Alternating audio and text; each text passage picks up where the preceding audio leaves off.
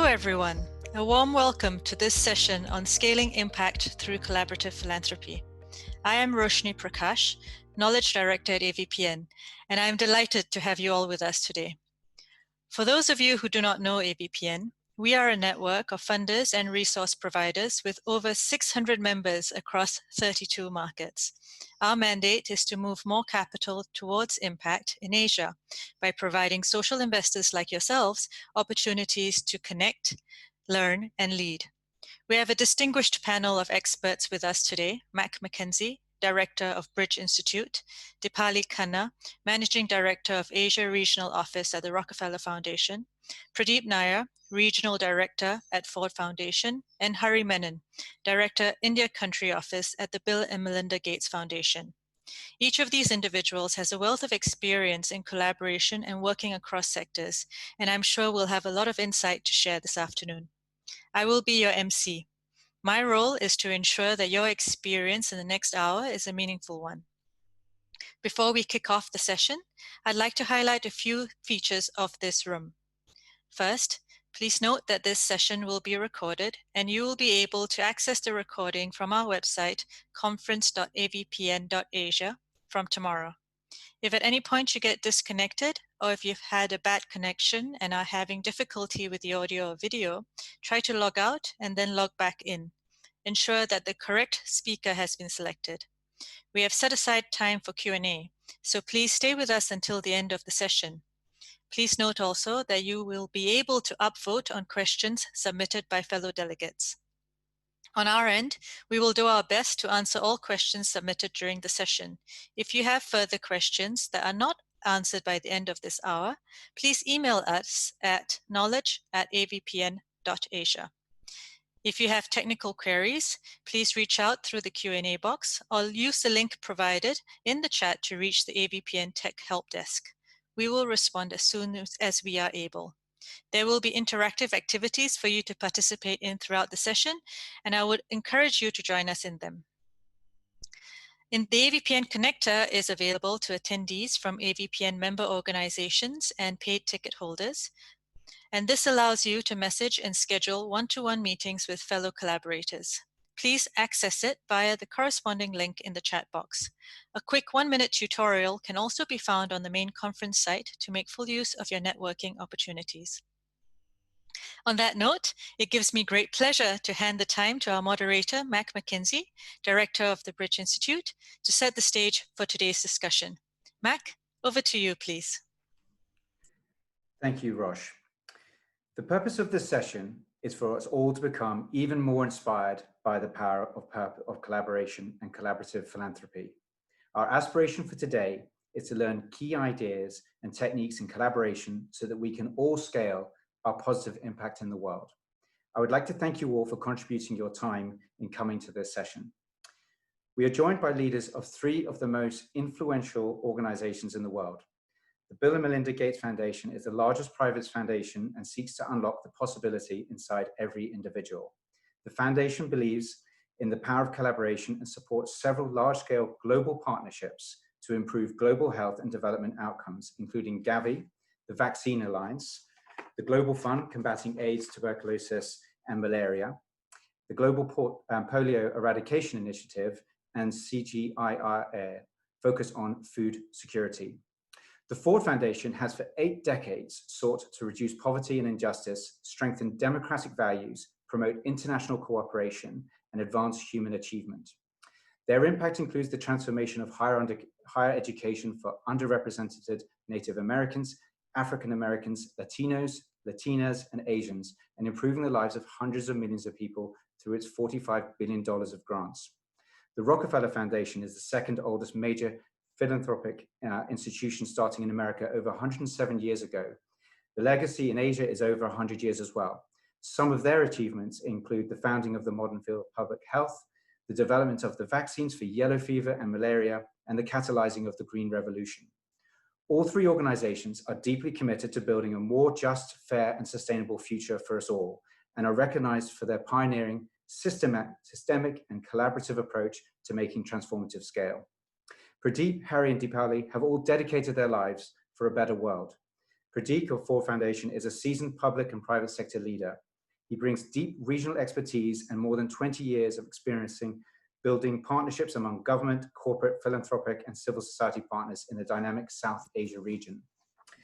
Harry is the country head of director of the Bill and Melinda Gates Foundation and also oversees the foundation's work in South and Southeast Asia. He has worked at the foundation for over 14 years and has contributed to many foundation initiatives in areas such as health, nutrition, sanitation, digital financial inclusion, agriculture development, and women's economic empowerment. Dipali leads the Asia programs for the Rockefeller Foundation. She has been in the development sector for over 3 decades across Africa and Asia and has led many of the foundation's flagship initiatives, including Smart Power for Rural Development Initiative in India. So welcome, speakers, and thank you. Personally, I am a director and co-founder of the Bridge Institute. Our work brings together senior leaders of government, business, and civil society with new power to solving societal challenges. I'm therefore thrilled and privileged to be moderating this session with you all. The flow of the session will be highly interactive. We will hear from each speaker for about 5 minutes each. In between each speech, we will have 5 minutes of Q&A. And during this, in parallel, we'll be running polls and activities exploring your own collaboration experience. At the end, we'll be asking you where you most be interested in further collaboration opportunities. Our intent is not only to learn, but also to find opportunities to come together. Before we start, I would like to put forward the notion that all the societal, or nearly all the societal challenges that we face are systemic. What that means is that no one can solve the challenge on their own. It takes many different people to come together and take responsibility. To go far, we must go together. To make a difference, we must be in this for the long haul. And finally, we need coordination. So what we'd like to do is, just as a start, is a poll, just to understand what stops you collaborating even more. So we're going to open this poll, and you've got 9 options here, and you can select 1, 2, 9, up to you.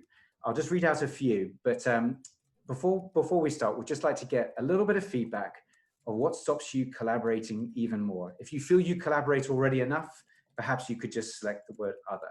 So, so if you find that your potential partners are too hard work to hang out with, e.g. too big ego, if you don't trust the intentions, behaviors of potential partners, if you find that the efforts aren't facilitated well enough, you're a control freak, you don't prioritize networking, you feel awkward asking for help.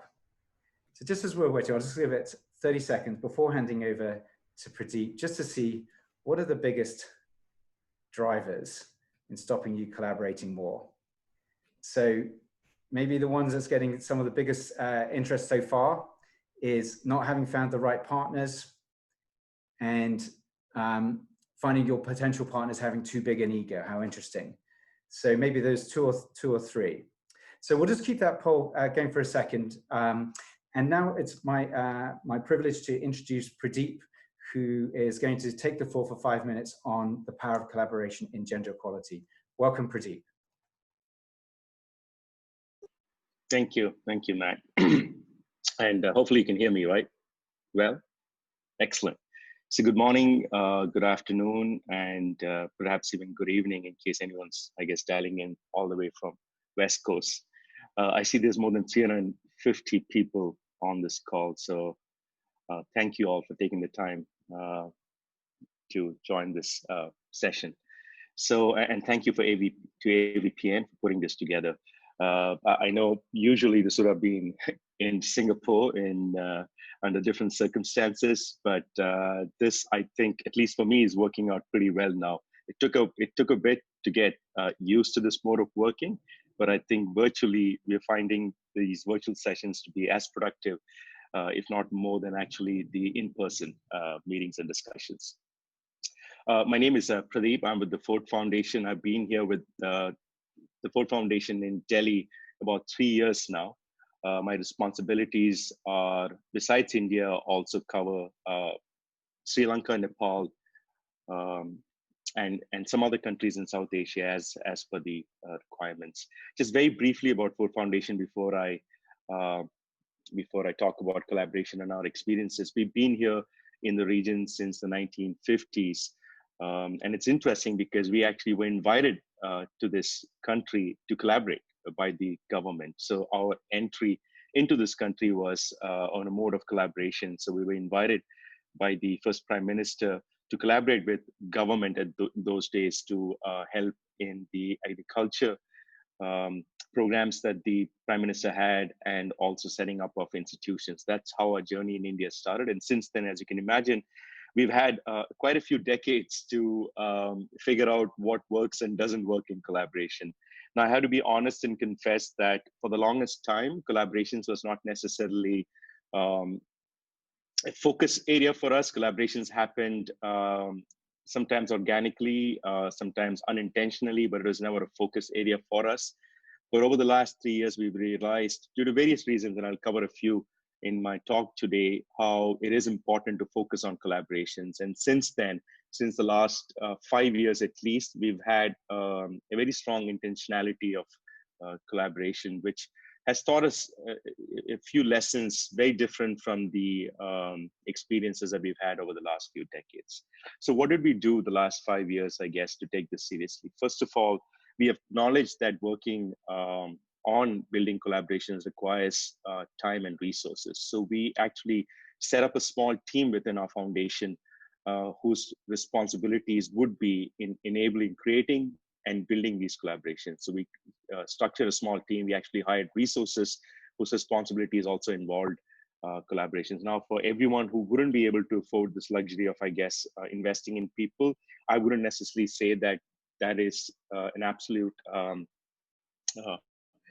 requirement. But for us, we decided, since we could do it, why not actually invest in resources to help us with that? Then once we had a team in place, and once we had very roughly the roles defined, what we decided to do was, have our own definitions for what the collaboration should be, what the objectives should be, what the goals should be. And very broadly, I guess, collaboration, as all of us know, very, very high level, collaboration means people who have a shared vision, or organizations who have a shared vision, coming together and playing different roles. Not everyone has to play the same role in this partnership. And you pool resources. Again, the resources can be different. It can be financial resources, it can be people, it can be technology, it can be knowledge. But a group of people coming together with a shared vision in different roles, pulling in resources, and then together working to realize the vision. That is very broadly the definition for collaboration. That's what we started with. And around the way, we actually tweaked with this definition and came up with our own definitions and our own goals for what is it that we'd like to accomplish. Now, the broad areas that we work in this region are, and we work on program areas that gets revised every 5 years. That's the only way we've found that we could actually work on different programs that we think need to be addressed. So to do justice, equal justice to all, we pick a few program areas, stick with it for about 5 years or so, and then move on. So in this particular cycle that started last year, the program areas that we focus on are gender, the farmers' issues, technology and society, future of workers, impact investing, and philanthropy. So these are broadly the areas that we focus on in the region. The first two, the work on gender and farmers' issues, for us are bigger program areas than the rest. But having said that, all these program areas are equally important for us. So what we decided to do when we looked at how we need to collaborate is, for each of these program areas, we decided to define what is it that we'd like to achieve, right? What are the visions and the goals? We have our own strategy process that helps us define the outcomes for each of these programs. But even beyond that, we decided from a collaborative model, we also need to have some shared vision. So we went about defining that for each of these program areas. And of course, the partners for us, that the organizations that we wanted to partner with and collaborate with, was all the usual suspects in the country. So just not the private foundations and other foundations and trusts, but also the private sector, also the government, also the implementing organizations, or the CSOs, if you may, individuals, academic institutions, everyone basically who's interested in achieving this goal. So we're pretty open to the kind of organizations and partners we wanted to reach out to. Then we asked ourselves, what are the different modes that we want to collaborate on? What are the the different, not just visions, but what are the bigger goals within the visions that we actually want to collaborate on? And we decided that, one, like I said, is a shared vision. So let's take the example of gender. So if another organization or an individual shares this vision that we have for gender equity, then we decided it's worth reaching out to them and exploring the potential for partnering with them. So we did that for gender. We did that, and we actually reached out to quite a few organizations.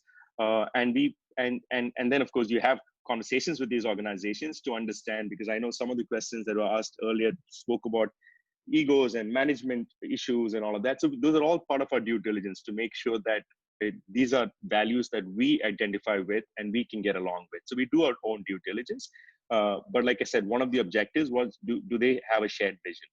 Another way of collaborating, again, these are all definitions that we've used. I'm not necessarily saying these are the best, but I'm just sharing those we've used and that has worked for us.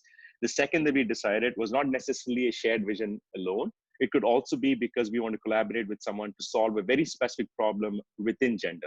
So in our case, that could be maybe violence against women, right? It's something that we are very interested in. So we said, what if there are organizations out there that are very, very interested in this specific issue of violence against women? So that could be another reason why you go and seek partners, and that could be a due diligence that you apply to make sure that you identify organizations or individuals that also share this very specific problem that they also would like to solve. And the third reason to collaborate, for us at least, is just to expose ourselves and the other person to a new model of working. And what I mean by that is, it's interesting because for us, we're an organization that's at our core, irrespective of the program areas that we work in, have justice and equality as the core areas for us. And this is very different from organizations who might be more development focused or who have very different set of metrics to measure how they go about doing their work. For us, it's justice and equality. And justice and equality, as you all know, is not easy to measure. It's not as tangible as some of the other things. So for us, that also provides us an opportunity sometimes to partner with another organization to share how we work on justice and equality, how do we measure, and similarly learn from them also. So these are three different approaches that we've used to seek out partners. Now, I want to highlight two more things before I end my talk. One is, as we went about doing this in the last 5 years, and I'm sure these are some questions you might have also, we've realized that it's not as easy as it sounds. It's one thing for us to hire people, assign roles, have visions, put resources aside and all of that, but there are still issues, and some are very, very practical. A few practical issues that we still don't have answers to, and we just got to live with, I guess, is that, for organizations like ours, we have our own grant making system, we have our own technologies, we have our own software, we have our own applications. These, have been set and adopted by us over the years. So it's very difficult for us to not use those for these. So we have to continue using these systems and applications for doing our grant making. And what happens sometimes is when you collaborate with someone else who also need to use their own systems and applications, there's a very practical issue of systems and applications not meeting or integrating. So that's one challenge. The second is timelines. A grant making timeline for us, right from due diligence to approval to actually having the grant go out of the door, is very different for different organizations. So how do you sync these timelines so that the partner that you're working with does not get inconvenienced because your timelines are very different from others? Then there are the legal regulations and laws that you got to abide by. We are an American organization that's based out of India. And so there are certain rules and regulations that applies to us, which might be very different for an Indian organization working out of India. So you got to consider that. And again, when you get into partnerships, these are some things that need to be highlighted and called out. Then besides these logistics and practical issues, there's one issue which I think covers a few points that you had highlighted, which is more about the style and the way that people and individuals work. See, whether you like it or not, I think over a period of time, people working in an organization, I guess kind of grow with a certain style of work. And Ford, we'd like to think we're very approachable and very collaborative, but I'm sure we have a certain way of working which is different from what our partner might be used to. So that's a very, very important issue that doesn't get highlighted as often, and something that we got to remember and we've had issues with in the past, to be very honest. So that's another thing that we've learned along the way, over at least the last 5 years, that's really helped us be honest to ourselves. Now, I'll just briefly touch upon some of the specific issues in gender that we are working on right now and seeking partners for before I end. One, like I said, we are an organization within gender equity that's really interested in violence against women as an issue for us to work on. So as a shared vision, these are organizations that we're seeking out. So we're looking for organizations that have, if not the exact same goal like us of violence against women, at least something that is relatable to that. And it's not easy, I guess, to find too many organizations who have decided that that's something they want to do. But that for us has been one of the areas where we actually been most successful in the last couple of years in finding, and in some cases also converting organizations to work in the specific area. The other area that we are working on right now within gender, where we have had some success, is convincing organizations that within violence against women, for example, to focus on justice and equality.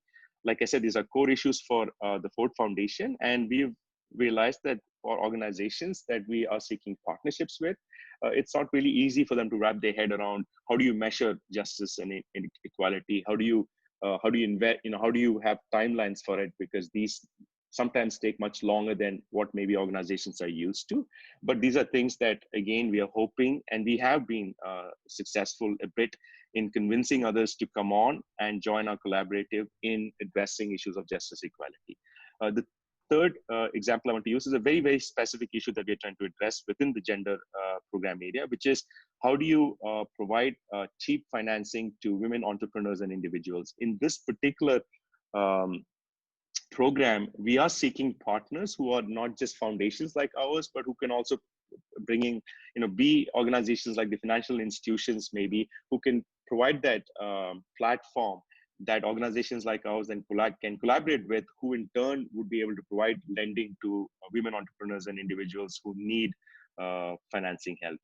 This is an example of a very, very specific issue under gender equity for which we are seeking partners. And I got to be honest, in all three of these, it has not been easy. The journey has not been easy. Collaboration, if anyone tells you collaboration is easy and all you got to do is these 5 things or whatever, I would disagree. It is important. Collaboration is important. I don't think there is an option B. But having said that, I think you need to walk in with your eyes open. Because it's not, at least from our experience, we realize even with resources, it's not as easy as it is made out to be. Thank you. Thank you, Pradeep. That's amazing and so insightful. If I could just pull out a couple of things that you said. So there's something about the critical need for a shared vision. There's something about the importance of learning from each other. There's something around the alignment of systems, timelines, and legal systems. And it's not easy. But it's clear that you are really dedicated to investing in collaborations and investing teams in that. And things that you're looking for partners are around combating violence against women, enhancing justice and equality, and providing cheap finance for women entrepreneurs. So amazing session. We're going to have time for maybe one short question.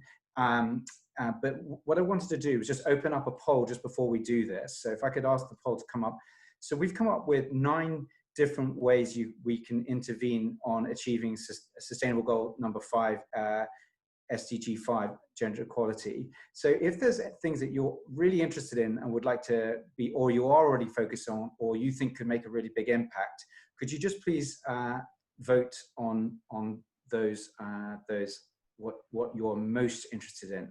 I'm going to take just one question, and just for time, if we could be a little bit quick on this. So first of all, Utkarsh, thanks for your commentary about the importance of collaboration. So Gisela, one question: how do you deal with the power imbalance in partnerships where you are part of?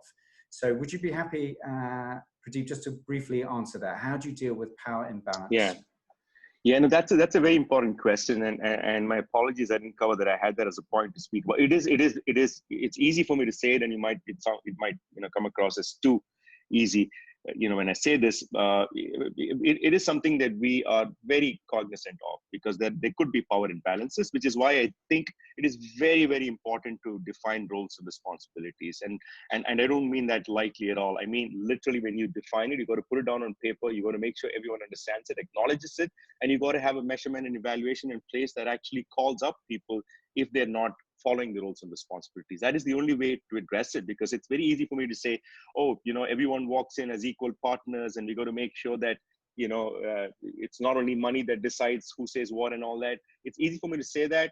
2 months down the line, you might find that, no one really remembers that, no one really cares for that, which is why I think, honestly, the only way to address it is by having very clearly defined roles and responsibilities, putting it down somewhere, and then holding people and organizations accountable when plans go off these goals. Thank you. That's a great question, and thank you, Pradeep, for answering that. So just in terms of looking at the poll, it's really interesting what's coming up. So things that are getting a higher score are empowering mothers, ensuring equal voice and consultation in global national decision-making, getting women into power, and high score, equal rights, economic resources, property, and financial services. And then a fourth one, raising aspirations of girls and their parents to expand their dreams, make education gender sensitive. So fantastic to see the feedback. And once again, thank you, Pradeep. We'll come back to you in a moment. So if I may take the floor, please, to Harry. The floor is yours now. Thank you. Thanks so much, Mac. Am I audible? Yes, you are. Great.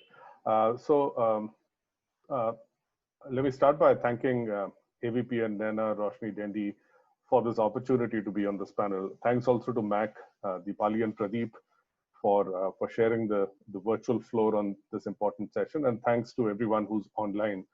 I see the count is now up above 530. So wherever you are in the world, I hope you're staying safe and navigating these pretty extraordinary times that we live in. On behalf of the foundation, I'm really glad to have this opportunity to connect on a topic that we believe is fundamentally important to driving impact in a variety of areas. Let me start with the caveat that the foundation, the Gates Foundation, is relatively new to gender. We've been working on gender in a focused manner since only 2016. And it was only in 2018 that we formally launched our gender equality strategy. So we are in pretty early days, and we committed with a sense of humility, and we are trying to learn from other actors who've been working on these issues for a number of years. I'll also add that for us, Asia is a very exciting place. There's lots to learn from. There are exemplars, there are countries, organizations that have done some excellent work. And whose work actually has relevance for other countries that might be, somewhere behind on the progress curve. Asia also offers lots of challenges and, has the wherewithal and the capacity to help solve those challenges. And it is our sense that, gender equality, working on it, which is important in itself, working on it will serve as an accelerator to drive progress towards the SDGs. So we feel, working on GE is actually one that can bring together actors from multiple sectors, because if you're driven by impact, I think a focus on gender equality will be rewarding. Why collaborate? I think Pradeep did a great job of explaining, the case for collaboration. So I won't dwell much on the slides. I think, the opportunities are multiple. Clearly, the one on learning and leveraging dollars, I think that's self-evident. I'll just speak briefly about the two other points on this chart. One is about risk management. The opportunity to give collaboratively does help distribute risk for people because you have shared resources, you have the experiences of others, you have a network of advisors. So you can end up not having to duplicate or waste effort. And the last point, which is processes for decision making, I think from our own experiences and from the work that we've done with multiple collaboratives, there is a sense that people who give collaboratively actually end up developing more robust and integrated giving strategies, because when you work with others, I mean, there is a sense of to and fro sharing of thoughts that happens that ends up testing your own hypotheses and your own beliefs, and actually leads to stronger strategy. So it's a good thing to do. Next. So I speak from an India lens primarily, but I also oversee our work in Southeast Asia. So I'll keep flitting to and fro. In India, over the last, I'd say 6-7 years, we've started to see a significant increase in collaborative giving. Of course, there are many people who point out that collaborative giving is not at all new to India, and that's true. In many ways, you could say that the coming together of Indian donors and Indian philanthropists during India's freedom movement, independence movement in the 30s and 40s was actually one of the largest collaborative giving efforts the world has seen. So collaboration is not at all new to India, but over the last 6-7 years, we've started to see several efforts cropping up over multiple sectors, and many of these have taken place independent of the Gates Foundation. So we are not in any way, we don't see ourselves as prime movers for collaboration in India. It's happening because Indian givers and Indian organizations are seeing the interest in coming together and giving collaboratively. One example that's not on this chart, but I did want to briefly speak about, is the Dasra Adolescent Collaborative that was set up in 2017. And the focus was on many areas that are very relevant to actors who work on gender equality, dealing child marriage, dealing first pregnancy, completing education up to grade 10, focusing on employability. So this collaborative, which brought together over 30 funders, has raised over $50 million to date, and is supporting a range of implementation, policy, evidence generation work on important areas. And there are many others that we didn't have the space to fit into this chart, but it's very heartening to see the progress that's happening with collaboratives. Next chart, please. So coming back to gender and the Gates Foundation's relatively recent focus on gender, just wanted to spend a minute to talk about the focus of our gender strategy. We are primarily focused on achieving women's economic empowerment. I mean, that is the holy grail in some ways. And the foundation's work focuses on both research and implementation programs that seek to address 5 fundamental levers. So one is we seek to remove barriers to women and girls' access to essential services, education, family planning, health, well-being, opportunities for training and employment. We look to create better conditions for economic opportunities for women. So work, employment, how to make women, how to give them access to become entrepreneurs, small or large scale, access to finance, etc. We do believe in the power of groups and collective endeavor. So there is a lot of emphasis on working with self-help groups and other collective platforms for social and economic empowerment. Like in India, for example, we have the partnership with the National Rural Livelihoods Mission in several states of India, and that provides a great platform that enables action at scale. We are also looking at the potential to leverage digital technologies to enable access and expand choices. And we seek to do this purposefully because digital technologies can sometimes also serve to emphasize the gaps between the digital haves and have-nots, and that's clearly one that we don't want to contribute to. We want to make sure it leads to equitable outcomes. And finally, we do want to create an ecosystem. We do want to help shape an ecosystem where there is the data, there is the evidence to shine a light on the real challenges that women and girls face. The absence of gender disaggregated data is actually one of the biggest challenges that prevents a reasoned discourse on problems. If you don't have data, then it's tough to make cases. It gets down to opinions. So we do have a fair amount of emphasis on fostering a strong ecosystem for gender-based data. We also believe that charity must begin at home.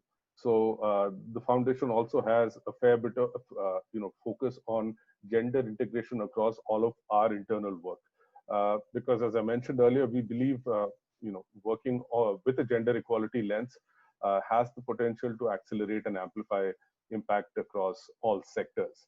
And in some ways, that actually is the most compelling case for gender collaboratives, which we'll talk about on the next slide. So here are just some examples. Because of shortage of real estate, we've left out many others that could have been covered. So a couple of global examples and a couple that we're seeing emerging from India. From the foundation, the Gates Foundation's perspective, we have been working on multiple efforts to bring philanthropists together to work on issues that affect women and girls. And of late, there's also been an emphasis on bringing women philanthropists together. So we've supported research to help better understand women's giving. We made a grant to the University of Indiana. And that showed that women often give quite differently and have a tendency to be more collaborative givers.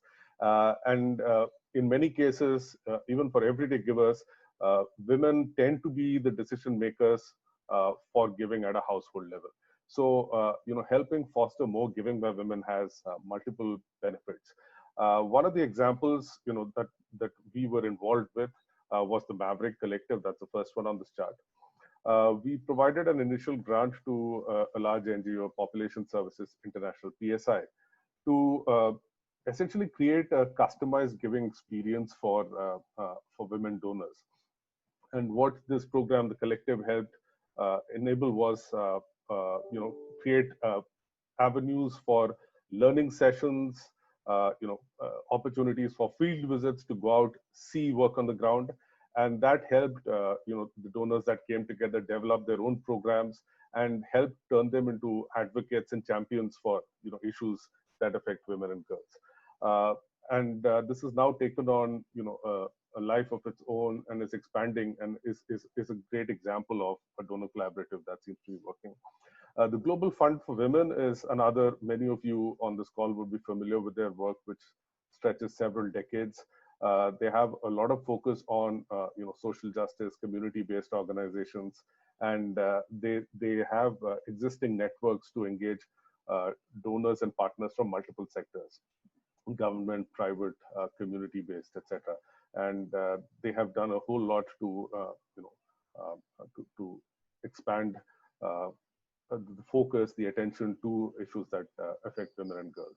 A couple of examples from the Indian context, one which is just evolving, and actually I feel quite excited. The Gender Justice Collective came up in the context of COVID-19, but it's already developing a much longer term roadmap for how different donors, both domestic and international, working in India, can come together to address important issues. In this case, one of the focus areas is gender-based violence.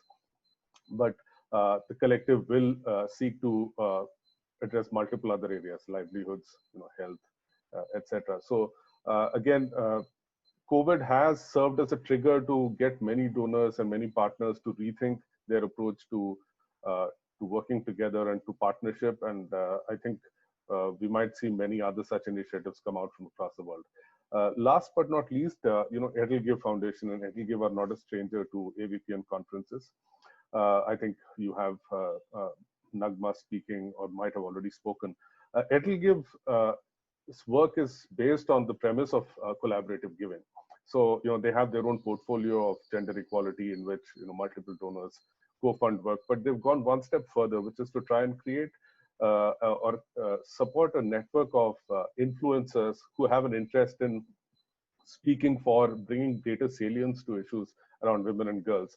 And that's this network of influencers that's starting to come together. And we think the potential for such networks are immense, because it brings together local actors, local stakeholders who are often much better positioned to translate issues into the context that resonates locally. So quite excited about this. And like I said, there might be many other examples that we've not been able to cover for time constraints.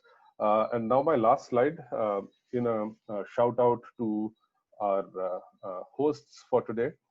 The Gates Foundation is also connected with AVPN to help foster a network to bring together gender champions in Asia. This is work that's just gotten off the ground. I think some of you might have participated in the gender sessions earlier this week, might have heard some of the women who might be part of this network.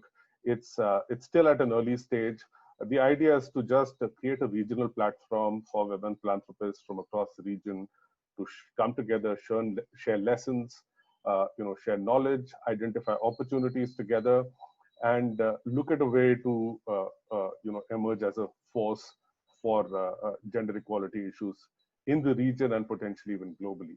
So we are very excited about the prospect of this work, and if any of you online today are interested in finding out more, I would suggest that you connect with AVPN. With that, I think I'm done. I've tried to make up for some of the time that we lost. Let me stop here. Amazing, Harry. It's amazing to see such powerful work that you're doing on the ground, and thank you for sharing your lessons and learned so far. So I've got one question. There's some lots of interest of people wanting to collaborate coming through.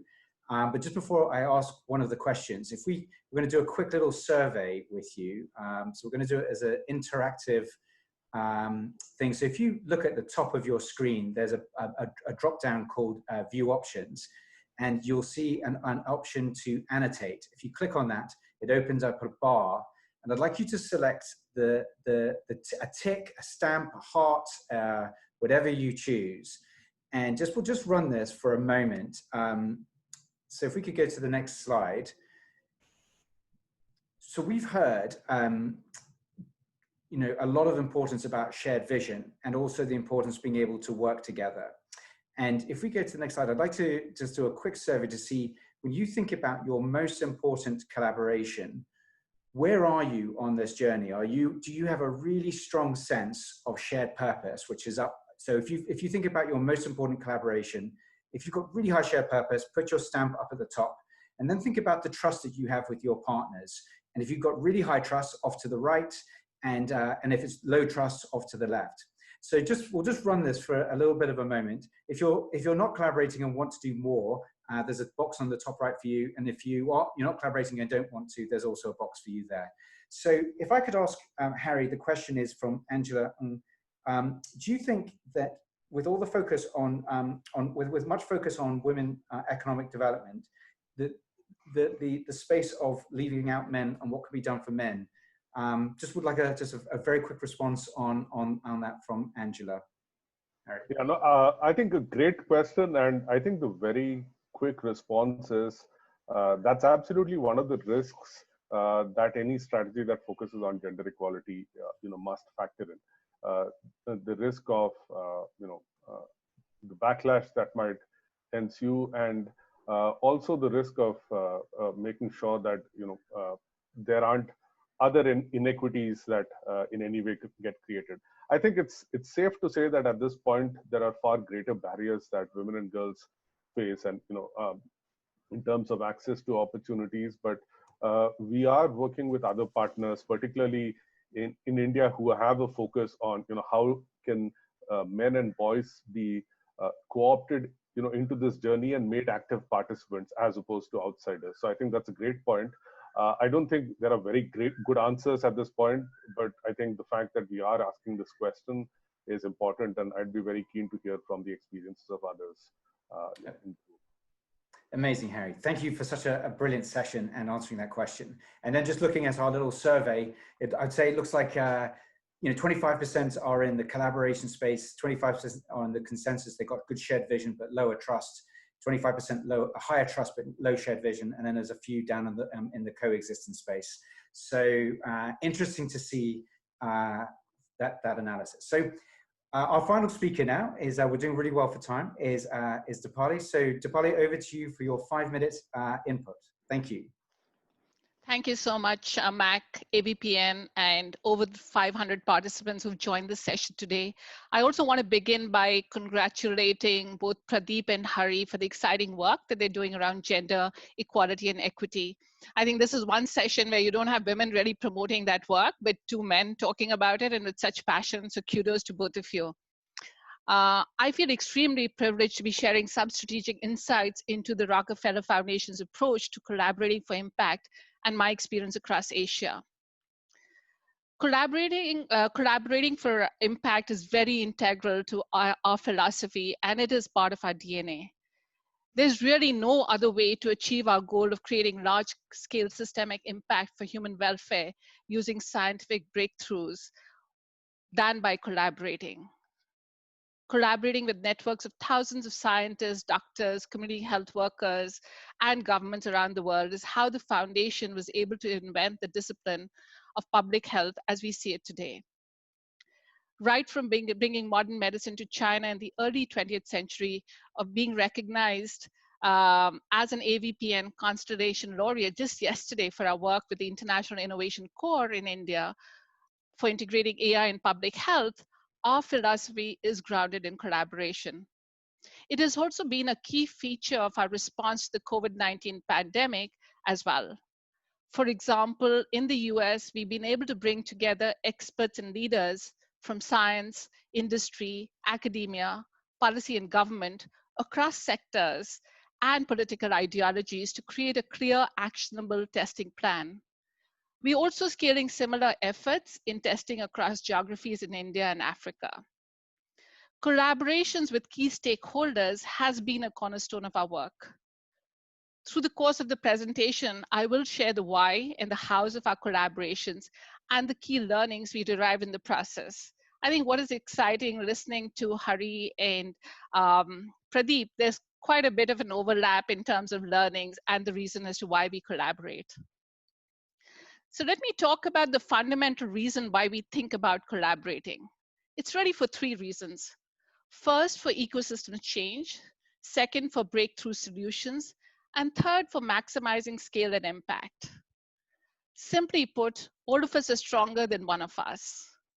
I think we've all heard the story where different people around an elephant are able to see different parts of the elephant, but nobody can see the full animal. Systems transformation is sort of like this elephant. We need to collaborate so that we know the full elephant and we're able to work together to innovate with out-of-the-box ideas and ensure that we're creating enduring change in how systems work.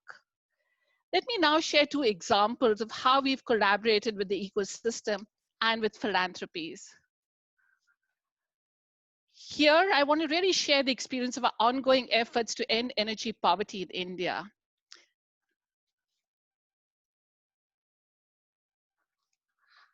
Hello, can you hear me? Mac, can you hear me? Perfectly. Okay.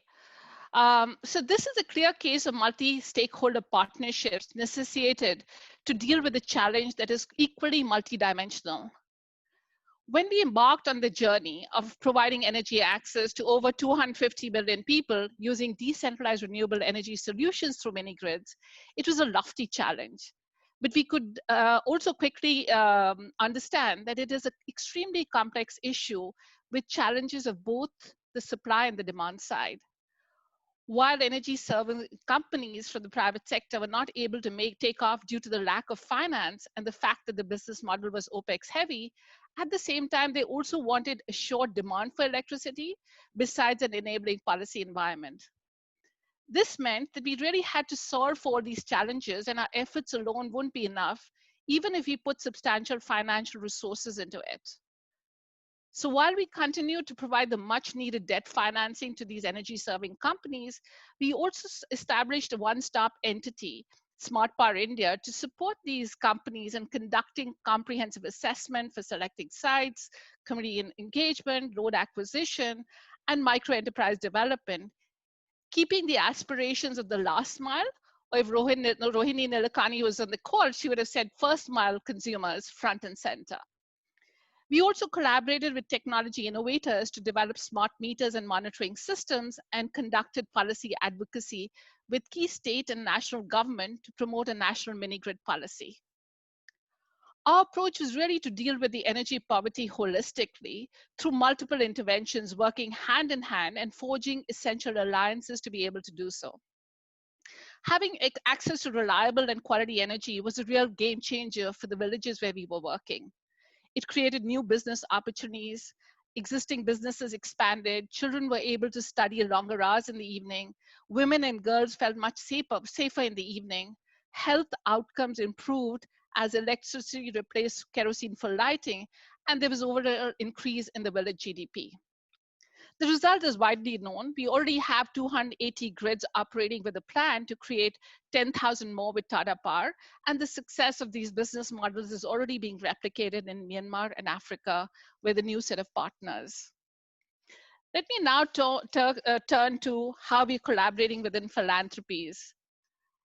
I'm sure a lot of you have heard about Co-Impact, which is a global philanthropic collaborative focused on proving initiatives working to transform underlying systems in health, education, and economic opportunities in the global south. It has a strong focus on gender equality and women's leadership. We are one of the 6 core partners from philanthropic organizations of Co-Impact. And of course, Hari did mention that as well, because Gates is also a core partner to this initiative. We at the Rockefeller Foundation are the founding core partner. And the reason for us to build this collaborative along with others was for 2 reasons. First, to ensure larger, longer term grants by pooling and aligning funds, as well as unlocking significant investments by government, multilaterals, and others. I think what's really been interesting is that to date, $10 for every $1 we've invested has been secured. And this is really in just a short span of 3 years or less. Second, to focus on the huge and complex challenges of today's world through bringing together a diverse range of funders' experience, combined with a dedicated team with decades of experience to source, vet, and provide deep ongoing support to initiatives. What is extremely important is that the initiatives this collaborative supports are led by locally rooted coalitions. So even at that level, we really are encouraging NGO, government, researchers, and others to come together rather than single organizations or projects. We're also encouraging people with evidence of what works to come together. And we're also working to create deep systemic change that will and has already been able to improve the lives of millions of women, men, and children for generations to come. Let me now just share with you, while we all want to collaborate, do we really now know how to do it in the most optimal way possible? And I think there's going to be repetition here because we've heard similar things from other 2 panelists. My 5 C's, important for effective collaboration based on my experience within the foundation work, are as follows. The first one is really about looking inward and exploring what really curtails us from collaborating. I think that is really, really important. A collaborative DNA means we need to be talking to everybody and be comfortable with unlikely partnerships. I think we also brought up that whole question of egos and how we need to be really respectful, build trust. So that is all very, very important. Second important point is we must choose our partners strategically. We need to ensure alignment on values. If you're not aligned on our core values, that collaboration will definitely not take off. In the case of Smart Power India, it was really impactful because we partnered with private sectors on the supply side, as well as enterprises using energy on the demand side, where the communities were equal partners in this collaboration. And I think one of the things that we haven't heard is that when we are collaborating, how do we really make sure that the end consumer, the communities, whatever we want to call them, beneficiaries, I like to stay away from that word, but just for simplicity, how do we really keep them front and center, and how do we collaborate effectively so that they're part of the collaboration rather than, we doing work as a collaborator for them? Money shouldn't be the only driver for collaborations, especially because tangible assets like networks, knowledge, and expertise, as well as goodwill, are integral to making systemic changes. Next, the most pivotal pointer for anybody considering collaborating is a clear motivation and demarcation of responsibilities. I think we really need to be clear around that, because otherwise, if we've not spent enough time really talking about roles and responsibilities, it does become a mess later on. Getting all partners onto a common drawing board and aligning on the same theory of change, and most importantly, on the vision of success, is really important. Lastly, we need to be prepared to take risks. If you already know that you will not collaborate with certain kinds of entities, you're already closing doors. Unlikely partners can propel your work in an innovative way that you didn't think of earlier. So I'm a great believer of really getting the unusual actors, the unlikely folks together, because you really are able to then bring in new ideas and out of box thinking, which is really important for the kind of work that we are doing. Thank you, Mac. Thank you, Dipali. Such inspiring messages, and wonderful to see your work on ending energy poverty in India, and some amazingly important takeaways of challenge yourself, look for unlikely partners, look inside, be open to listening, are all really important messages. Now, I've got space for one question before we close, Dipali. So if I can come back to you in a second on that question. Could we look to the final slide, because I'm conscious we only have 5 minutes left. Can we share that? In fact, yeah, just as that slide comes. So I'm just going to do a quick setup for everyone who's on the call today. So one of the things that we look at is that the SDGs are obviously a fantastic articulation of the challenges of our time. Though sometimes it's confusing when looking at it as a model of intervention. Where do I get involved? Because everything impacts each other. So something that might be helpful to look is that the World in 2050 has put together what they call the 6 transformations, and it's a model of how do we come together around the big challenges. And if we could just, so the 6 transformations go around education, health, energy, sustainable food, and then if you go to the next slide. You'll see how it impacts all the different SDGs. So SDG 5, for example, is impacted by so many different things. And so if this interests you, do advocate to look up the World in 2050 as a way about thinking about where do we really want to focus. So the last slide, if I could ask you just to either take your cameras out and take a photo of it. If you're interested in collaboration after this, just take a photo of this or a screenshot, and then basically just say, for example, if you're interested in access to in enhancing and collaborating around clean energy, just write to knowledge@avpn.asia and type in C1, and then we'll offline work to get you into collaborative groups that you may be really interested in working together. So I hope that sounds great. So we've just got a couple minutes left. So Dipali, if I'll just hold that screen for a moment so people to take a photo of it or a screenshot or just write down the number. Whilst we're having that up, Dipali, if I could ask you the question from Christy, any advice you have for others seeking focused collaborations? So that's a great question, Christy. And as I said, I think, what is really important is to really define why you want to be collaborating. So I think it's not about, a particular institution's interest, which should be the driving force, but what's really the problem that you're trying to solve for? What's the systems level change that you really want to come together and solve as a group? I think once you have clarity around that problem together as different entities, spending time to really align on core values is really important, because I think that again is so important. As you go along the journey, there'll be moments where you may agree to disagree, but if there's fundamental alignment around values, you can sail through that. I think spending enough time on building trust, and you have to invest time. Trust doesn't happen overnight. So in these collaborations, how do you really spend that necessary time? And I know all of us are in a rush to really bring about transformational change, but collaborations have to be in it for the long run, and systems change don't happen overnight. So I think spending enough time really building that trust is going to be important. The roles and responsibilities, as I said, it's not about people who get money, have to be treated any different. Everybody in that collaboration has an equal seat, and I think I would really value the kind of experience and give a different order of recognition within that collaboration to folks who really are working closest to the problem and to the communities, because, their experience and their knowledge is going to be so fundamental and important for this collaborative to succeed. So I think the more we can really be listening to each other, listening to the voices of the field, all that is absolutely critical around building sustainable collaboration. I think at the end of the day also, having a common narrative around our vision of success, because again, we may get into it, but halfway down the journey, you kind of then start looking at different ways of how you were thinking success would be defined. So the more clarity around metrics and how you would really make that happen, so that you're clearly accountable to each other, and most importantly, accountable to the community or the problems for whom you're trying to solve, is going to be important. I hope that answers your question, Christy. Thank you, Christy Davis, for that fantastic question, and Dipali for such a thoughtful and 5 bits of advice on that.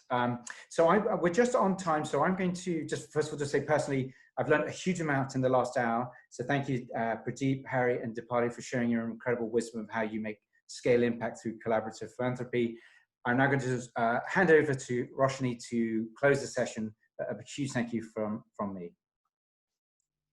Thank you very much, Mac, as well as Pradeep, Hari, and Dipali, and all of the participants today for such an honest and insightful conversation. We have now come to the end of this session on scaling impact through collaborative philanthropy. This session was made possible with the kind support of our lead partners, Chandler Foundation, Stockholm Environment Institute, and Edan Prize Foundation, as well as our knowledge partners, Ford Foundation and Sasakawa Peace Foundation. I'm very happy to inform you that we had over 680 unique views of this session. It was recorded, and we will post the recording on the conference website soon. I do apologize that we did not manage to get to all of your questions. Please do email us at knowledge@avpn.asia if you would like us to follow up with the speakers on this. To continue chatting with the speakers and fellow delegates in the session, please make full use of the AVPN connector. The link may be found in the chat area. Do share your highlights of this session on social media as well, and please remember to tag us using the hashtag AVPN2020. We invite you to visit the AVPN Hub that showcases various AVPN initiatives. This can be found on the conference website. The AVPN Gender Platform, for example, will provide practitioners opportunities to learn from each other and find cross-cutting initiatives. We also invite you to consider pledging a commitment on the COVID-19 platform to support social purpose organizations through these difficult times. The conference continues at 2 p.m. Singapore time, just under an hour, with a session on building the case for gender lens investing across Asia. Before you leave, please do share with us your feedback on this session. You may enter your responses in the screen that you see in front of you now. Thank you, everybody, and see you at the next session.